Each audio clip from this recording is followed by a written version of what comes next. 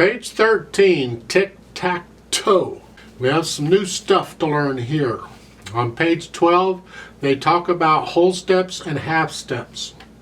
And yes, it is important that you learn what those are, because we're going to talk about them a lot more. Half step, we'll talk with a half step, because that's this. You have a whole and you have a half, and two halves make a whole. Get it? Two half steps make a whole step. Alright. What's a half step? A half step is the shortest distance between any two notes on a keyboard. So if I have this note, a half a step going up the keyboard would be this note. It's the next note up, white or black, doesn't matter. If I go down the keyboard, the next note would be this one.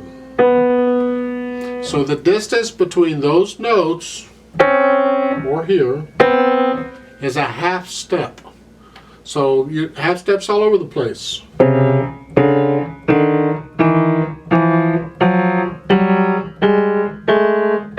Doesn't matter if the notes are played together like I just did, or if they're played one after another. It's still the distance between two notes.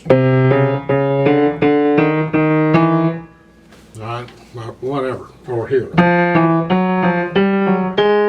All half steps. Well, two of those make a whole step. So if I go up a half step and another half step, that's a whole step. On a keyboard, a whole step is two notes with one key in between, white or black, doesn't matter. So we have a whole step,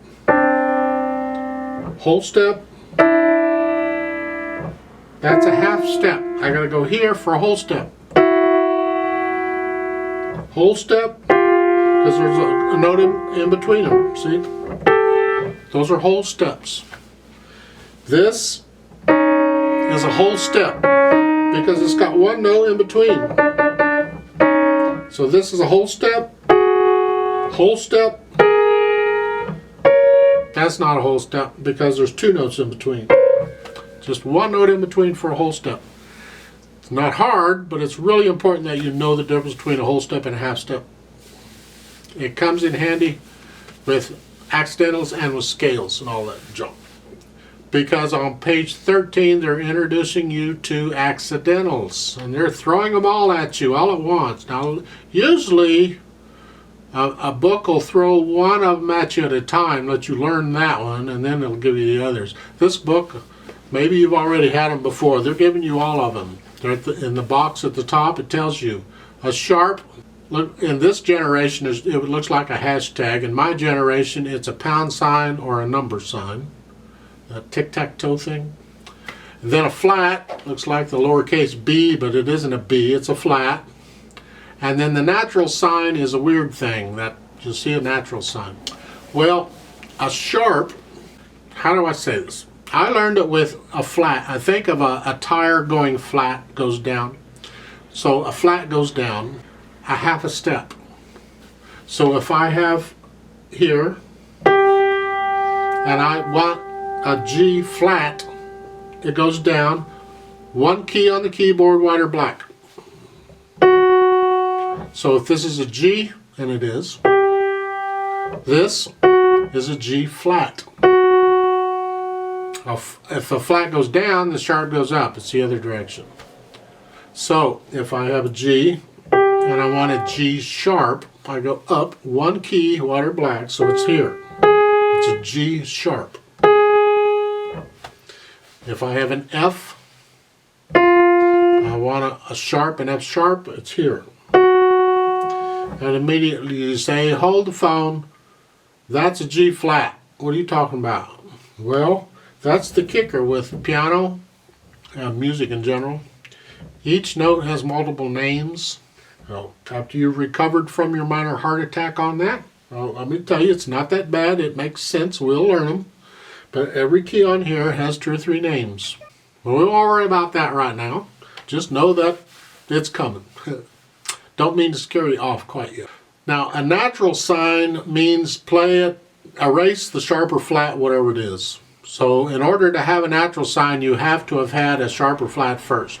The white keys on a keyboard are the natural keys, generally speaking. Let's look at the first measure in the right hand, the upper staff. You have a G and then an F sharp. So you take the F and up one key, that's an F sharp. So to play the first measure, it's that. Now in the next measure, that F is a natural. The rule is, and it's important, the sharp, flat, or natural only applies from that point in the measure on for that measure. Once you cross a bar line or measure line into a new measure, it cancels out. It's no good anymore. So if they want another one in another measure, they have to put in another sign. So here in the first measure, the F is sharp because it says F sharp. But when you get to the second measure, that F is a natural because you crossed a bar line and that sharp doesn't count anymore. So those are both naturals. Go down one line and look at the first measure of the second line. Now we have a G like before. Now it's a G flat.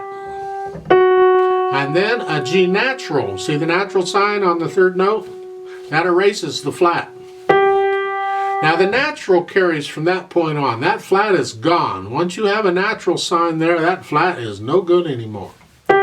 So the measures, the first measure of the first line and the first measure of the second line actually sound the same. They both sound the same, but they're different notes. I'll get into that more a little later on. Just try and understand that a sharp raises it and a flat lowers it and a natural makes it go away. And it's only good for the measure it's in. If on the second line in the first measure, if they did not put in that natural sign, it would be another G flat because that first G flat carries for the rest of the measure. Any G's for the rest of the measure, no matter where they are, any G's are automatically flat because of that first G flat. However, they put in a natural sign which takes that away, so now we're back to G natural. Wasn't that nice of them? All right. And that's the way those work. In the left hand, go down to the bottom, the last line, the first measure. You see the B? That's a B. It's got a flat sign in front of it. Makes it a B flat. So we're going to go down one here. It's a B flat. Just so you know. Go over two more measures and you have a G, the quarter notes G, A. Now that's a B natural because the B flat in the first measure is only good for that measure. It's not good for anything else. And that's the way accidentals work. I will remind you of that from time to time because it really is important that you understand that. Now, I would like to play tic-tac-toe together with you, sort of, only I want to go slow. I need to emphasize I'm not trying to perform it for you. I'm trying to play it slowly so you can play it with me and hear the notes. Are you playing the same note I'm playing? Because it's important. You can play a wrong note and not realize you're doing it. Or you could get the rhythm wrong, or things. And this way, play with me and you can tell if you're, I hope you can tell, if you're getting the notes correct and the time correct and all that junk.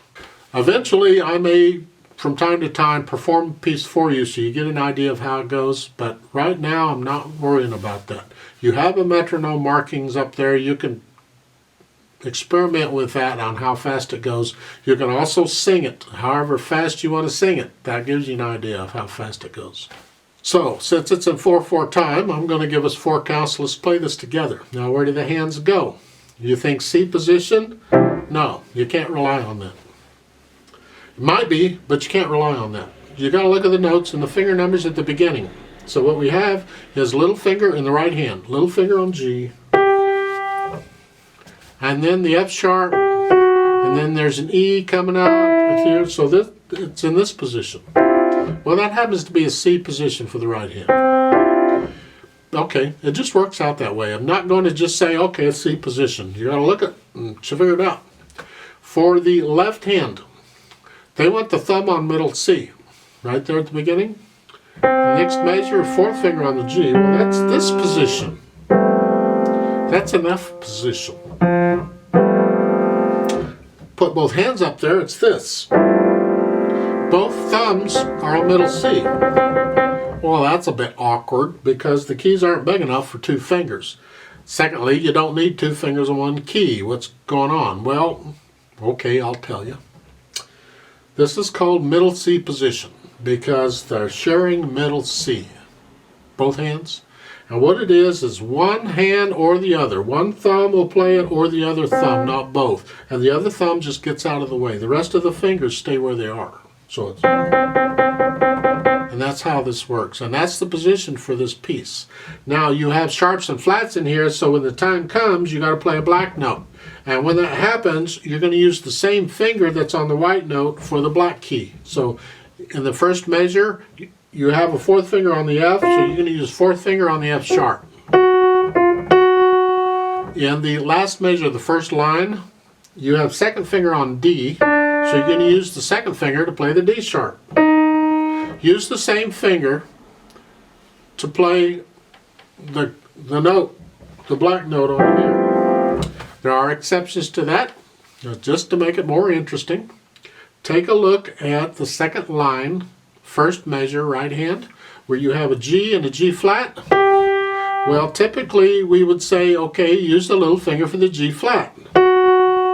However, when it's in between two white notes like this, go ahead and use a different finger. Finger the first measure of the second line the same as you did the first measure of the first line. They give you the fingering there, but I'm trying to help you understand the fingering. So you're just not blindly, okay, I can't play this, I don't have the finger numbers. Well, you can if you understand what fingering is about, and that's part of what I'm trying to get across to you, what fingering is about. It gets a lot more complicated than this. Don't worry about that. We'll take care of that when the time comes. Just focus on this for now.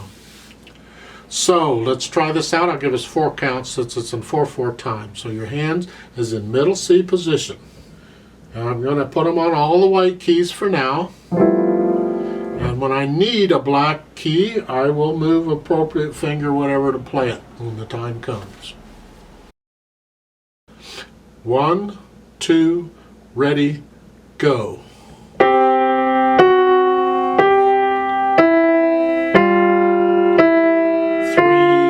4.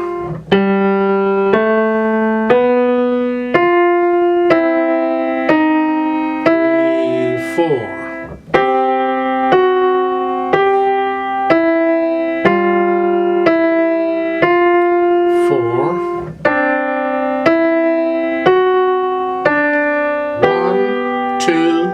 3, 4.